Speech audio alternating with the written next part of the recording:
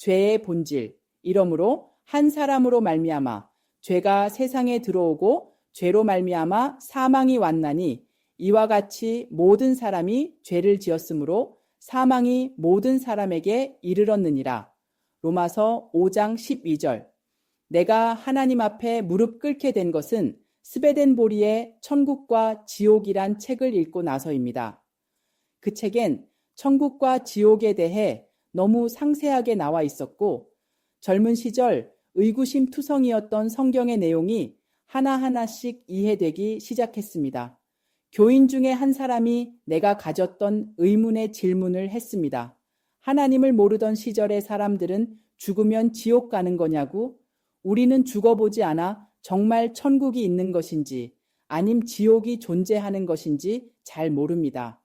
아니, 모르는 게 아니라 믿지 않으려고 합니다. 만약 천국과 지옥을 우리 눈으로 볼 수 있다면 지금과 같은 교회나 목사가 생기지 않았을 것입니다. 천국과 지옥의 세계를 직접 다녀와 그 영계의 세계를 가장 자세하게 써놓은 책이 스베덴 보리의 천국과 지옥입니다. 그래서 스베덴 보리는 어떤 사람이 천국을 가고 어떤 사람이 지옥으로 가는가에 대해 매우 자세하게 밝혔습니다. 언젠가도 잠깐 설명했지만 지옥은 목사가 가장 많이 들어갑니다. 인상 깊었던 장면 중에 이 세상에서 구제와 자선을 많이 한 목사가 사후에 영계의 세계로 왔습니다. 그 목사는 자기가 선한 일을 많이 했기 때문에 당연히 천국에 갈 것이라 믿고 있었어요. 그런데 심판자가 너가 갈 곳은 지옥이다 라고 하니까 그 목사가 발끈했습니다. 살아생전에 선한 일을 많이 했는데 내가 왜 지옥에 가야 하냐며 따졌더니 심판자가 그 목사의 생전의 모습을 스크린 비치듯이 그대로 보여주었습니다. 장면이 바뀔 때마다 자신이 구제의 행동 때마다 드러난 자신의 위선적인 마음이 드러나자 얼굴이 차츰차츰 악마의 얼굴로 변하기 시작하면서 바로 지옥으로 떨어졌습니다. 그래서 성경에서도 이와 비슷한 내용이 있습니다. 나더러 주여 주여 하는 자마다 천국에 다 들어갈 것이 아니요 다만 하늘에 계신 내 아버지의 뜻대로 행하신 자라야 들어가리라. 그날에 많은 사람이 나더러 이르되 주여 주여 우리가 주의 이름으로 선지자 노릇하며 주의 이름으로 귀신을 쫓아내며 주의 이름으로 많은 권능을 행치 아니하였나이까 하리니 그때에 내가 저희에게 밝히 말하되 내가 너희를 도무지 알지 못하니 불법을 행하는 자들아 내게서 떠나가라 하리라. 마태복음 7장 21절 23절.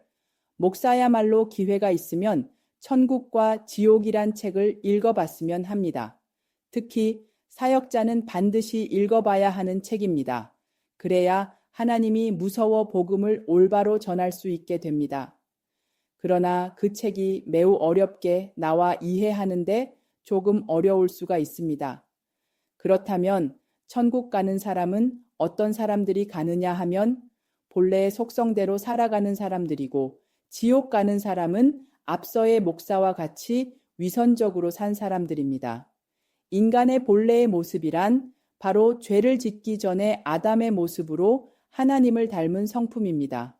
아니, 하나님과 같은 성품입니다.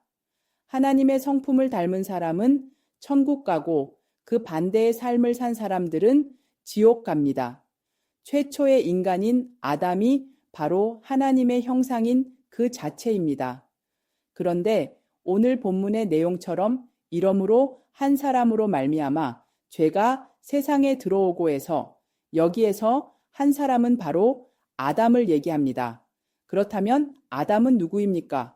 아담은 하나님이 세상을 창조하시고 맨 마지막 날 하나님의 형상을 따라 흙으로 빚고 그 안에 생기를 불어넣은 최초의 생명인 인간이 바로 아담입니다.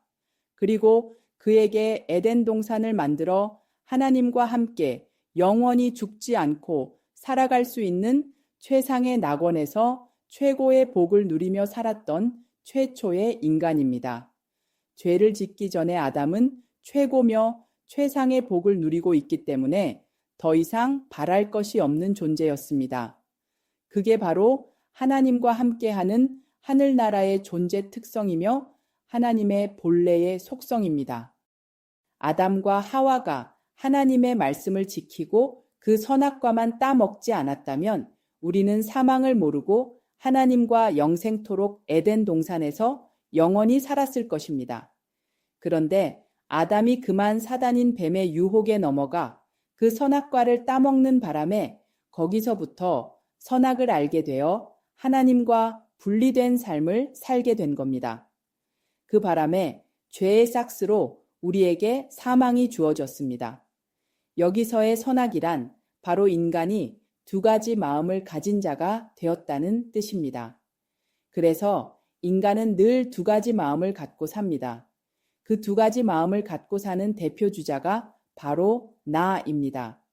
난 이 두 가지 마음 때문에 늘 괴로웠습니다.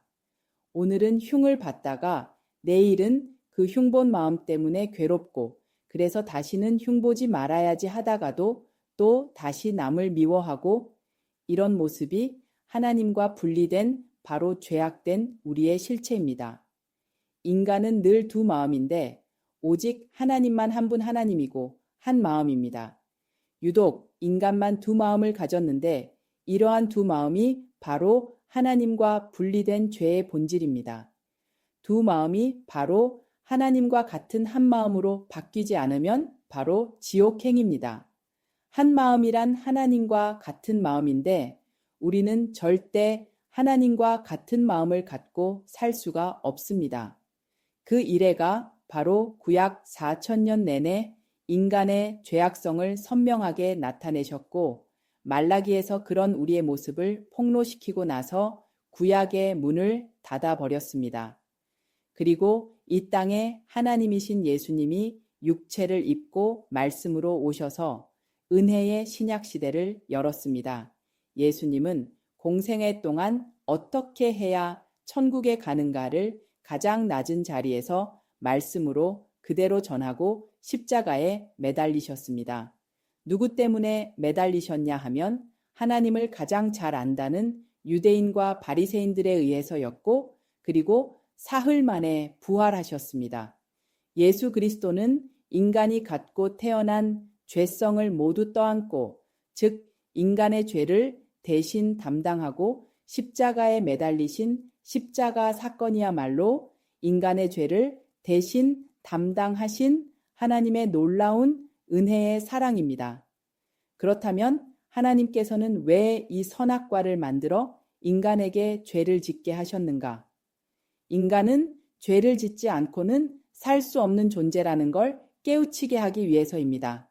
자기는 절대 죄 짓지 않고 산다는 사람이 있다면 바로 그런 사람을 죄인이다 라고 언젠가 말한 적이 있습니다. 하나님과 분리된 삶이 바로 죄인된 우리의 모습이고 사단의 삶입니다. 그래서 우리는 늘 사단의 지배를 받고 살아갑니다. 우리가 사단 마귀하면 주로 험악한 인상의 악마를 연상하는데 탐심을 갖고 사는 우리의 마음 자체가 바로 사단입니다. 하나님이 천지를 창조하실 때는 반드시 그 목적을 갖고 창조하십니다. 그 목적이 바로 인간을 하나님의 마음으로 바꾸어 천국 백성으로 영원히 살게 하기 위함입니다. 이러한 목적은 창세전에 모든 계획을 세워놓고 역사라는 공간 속에서 지금까지 시간이라는 역사를 살아가고 있습니다. 인간은 본디 하나님의 택한 백성과 택함 받지 못한 두 부류의 인간으로 나뉘어집니다. 하나님의 택한 백성은 반드시 하나님이 시간이라는 역사 속에서 끌고 가십니다. 그렇다면 누가 하나님의 택한 백성이고 누가 택함 받지 못한 백성인가 했을 때 택한 받은 백성은 어떤 경로를 통해서든 십자가의 원리를 알게 하십니다. 십자가의 원리란 바로 예수 그리스도이십니다. 기독교는 하나님의 은혜를 떠나 스스로 왕이 되고 싶어 하는 아담의 자리가 얼마나 어리석은 자리인지를 깨닫고 하나님의 은혜의 장중으로 희귀하고 있는 것을 그 목적으로 하고 있습니다. 우리는 그것만 믿으면 영원히 하나님 나라에서 영생을 약속받게 됩니다. 그런데 말이 쉽지 눈에 보이는 것도 잘 믿어지지 않는데 보이지 않는 하나님 나라가 그게 쉽사리 믿어지느냐는 것입니다. 그렇기 때문에 하나님과 같은 마음이 되기 위해선 반드시 예수 그리스도가 내 안으로 찾아오셔야 합니다. 그러기 위해서 하나님이신 예수님이 이 땅에 오셔서 천국 복음을 선포하시고 우리에게 성령으로 다시 오시기 위해 부활하신 것입니다. 우리 인간은 육과 혼과 영으로 이루어진 하나님의 피조물입니다. 육은 물질이기 때문에 길게 사용해봤자 100년입니다. 그러나 영생은 영원한 것이다. 육의 옷을 벗으면 그때부터 우리의 영혼은 저 영계의 세계로 올라갑니다.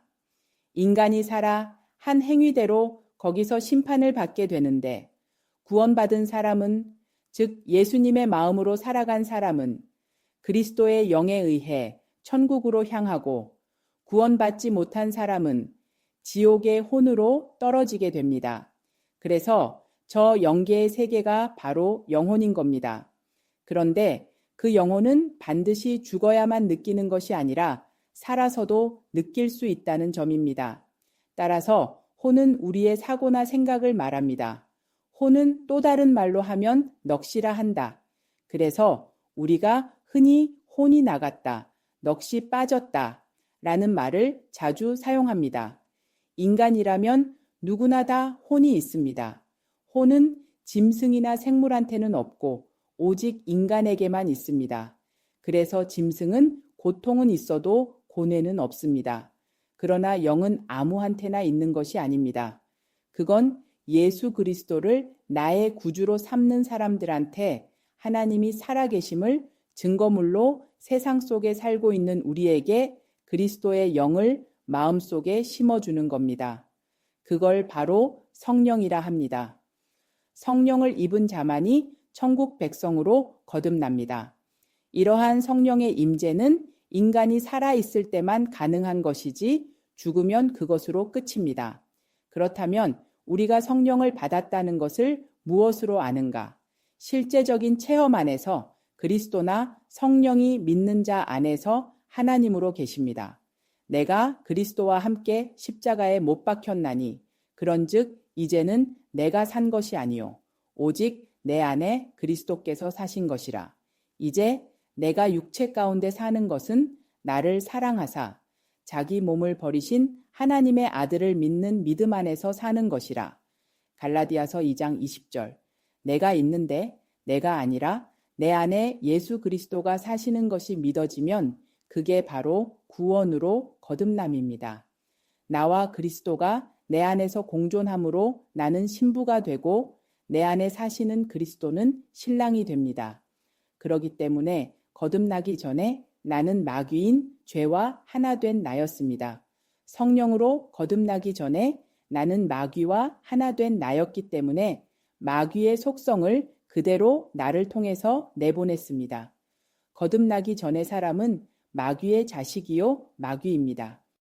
우리는 수시로 남을 미워한다거나 원망한다거나 하는 일들이 비일비재합니다. 속에서는 그 어떤 상황이 되더라도 참고 이해해야지 했는데 이놈의 화가 나도 모르게 불쑥 내 마음을 잠식해버립니다. 그러기 때문에 하나님과 분리된 사람은 자신도 모르게 성냄과 분냄과 원망과 시기와 질투가 수없이 일어나 화가 끝없이 일어납니다. 그렇다면 이러한 좋지 못한 감정들이 바로 사탄이며 우리는 늘 사탄에 이끌려 삽니다. 그러나 거듭난 후에 나는 하나님과 하나 된 나입니다.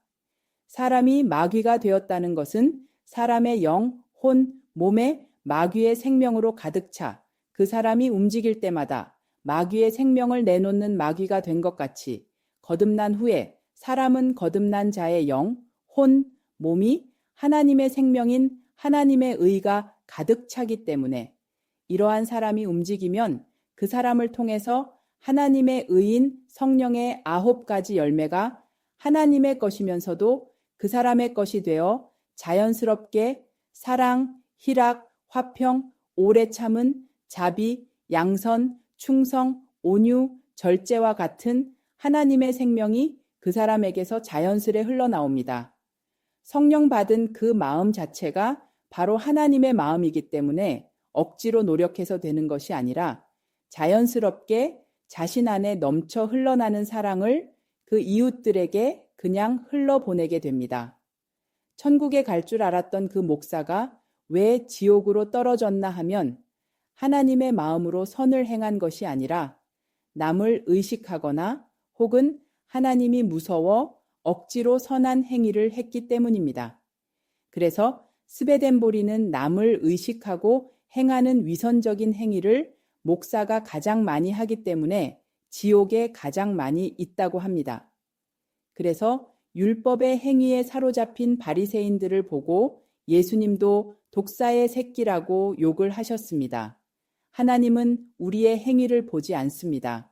마음까지 감찰하시는 하나님은 바로 그 사람의 마음의 중심이 어디 있는가를 보십니다. 그러므로 하나님의 보호령이 늘 그 우리를 지켜줍니다. 이보다 더 큰 백이 있을까? 하나님만 제대로 믿고 있으면 가장 큰 백을 우리가 갖고 살고 있는 것입니다.